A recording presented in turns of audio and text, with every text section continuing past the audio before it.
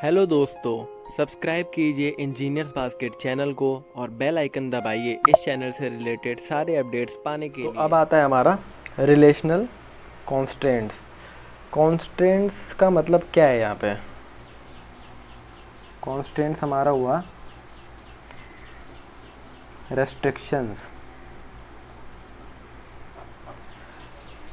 ठीक है। जब हम स्कीमा डिज़ाइन करते हैं, जब कोई रिलेशन ऐसे डिज़ाइन करेंगे तो हम इस पे रेस्ट्रिक्शंस लगा देंगे, ठीक है।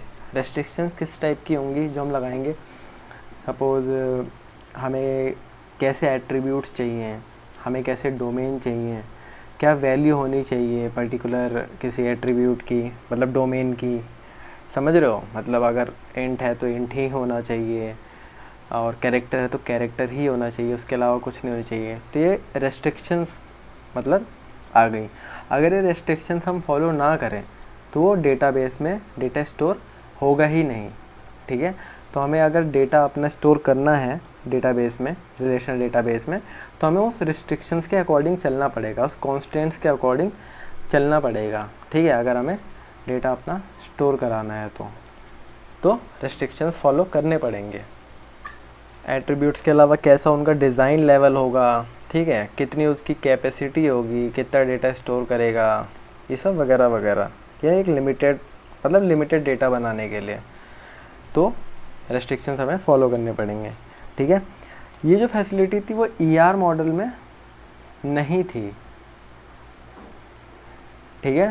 तो रिलेशनल मॉडल में ये फैसिलिटी है, ईआर में नहीं थी। एक चीज़ ये, ठीक है। और इसमें हम जैसे हम रिलेशनल में अगर लेटर डेटा अपडेट करें ना,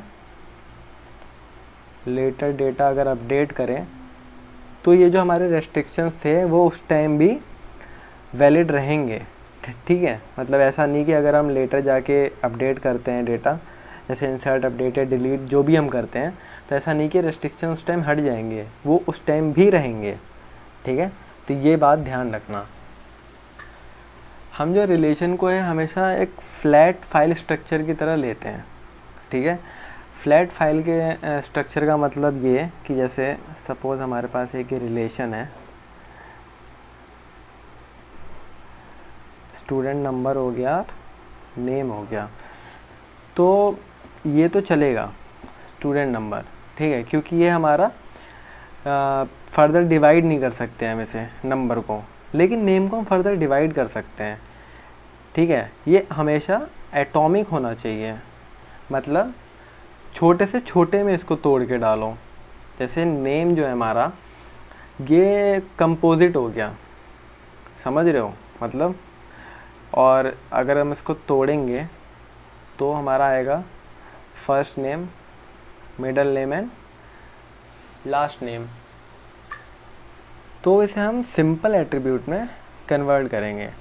तो ये जो हमारा टपल था ये ऐसे नहीं होगा, इसको हम ऐसे लिख सकते हैं, first name, middle name and last name. तो ये हमारा सही तरीका है इसे रिप्रेजेंट करने का, ठीक है। Composite and multi valued attribute allowed नहीं करते हैं, ठीक है, रिलेशंस में, नॉट अलाउड, ठीक है। तो ये भी एक चीज़ ध्यान में रखना। तो अब बात करते हैं हम टाइप्स ऑफ कॉन्स्टेंट्स की, ठीक है, टाइप ऑफ रेस्ट्रिक्शंस की। तो 4 टाइप के होते हैं। पहला आता है हमारा डोमेन कॉन्स्टेंट्स, दूसरा आता है हमारा की कॉन्स्टेंट, तीसरा आता है हमारा एंटिटी इंटीग्रिटी कॉन्स्टेंट, और चौथा आता है हमारा रेफरेंशियल इंटीग्रिटी कांस्टेंट। इस वीडियो में मैं आपसे डोमेन कांस्टेंट के बारे में डिस्कस करूँगा, उसकी अगली वीडियो में की कांस्टेंट, और उसकी अगली वीडियो में एंटिटी और रेफरेंशियल इंटीग्रिटी कांस्टेंट, ठीक है।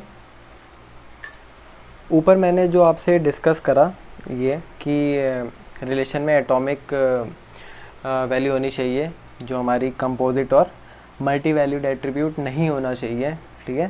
जैसे नेम था हमारा, ये हमारा कंपोजिट था, फर्दर इसको हमने फिर फर्स्ट नेम, मिडिल नेम और लास्ट नेम में कन्वर्ट करा, ठीक। तो ये हमारा एक्सेप्टेबल है, लेकिन ये हमारा एक्सेप्टेबल नहीं है। सपोज़ एक और एग्जांपल है, हमारा फ़ोन नंबर है, ठीक है। तो फ़ोन नंबर भी हमारा क्या आता है, मल्टी वैल्यूड एट्रीब्यूट में ही आता है, ठीक है। किसी एक स्टूडेंट पे एक से ज़्यादा नंबर हो सकते हैं, तो उस मामले में ये भी अलाउड नहीं करेगा, आपको सिर्फ एक नंबर ही डालना है, ठीक है। अगर आप पे एक से ज़्यादा हैं तो कोई बात नहीं, वो दिक्कत आपकी है, आपको एक ही नंबर डालना है, ठीक है। तो हाँ, तो ये हमारा जो मैंने पूरी चीज़ें डिस्कस करी, हमारा यही होता है डोमेन कॉन्स्टेंट।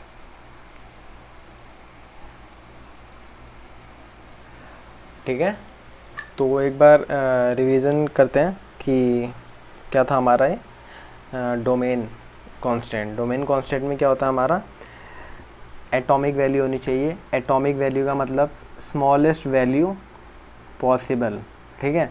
नेम हमारा एटॉमिक नहीं होगा, नेम के स्मॉलेस्ट जो वैल्यू होंगे, फर्स्ट नेम, मिडिल नेम और लास्ट नेम, ये पॉसिबल होंगे, और इसको ही हम अपने डोमेन में रखेंगे, डोमेन कांस्टेंट में रखा है ये, ठीक है, टेबल में रखा है, ठीक है। मेन थिंग क्या है, रिलेशन हमेशा फ्लैट फाइल स्ट्रक्चर होती है, कोई हायरार्की नहीं होता, ठीक है।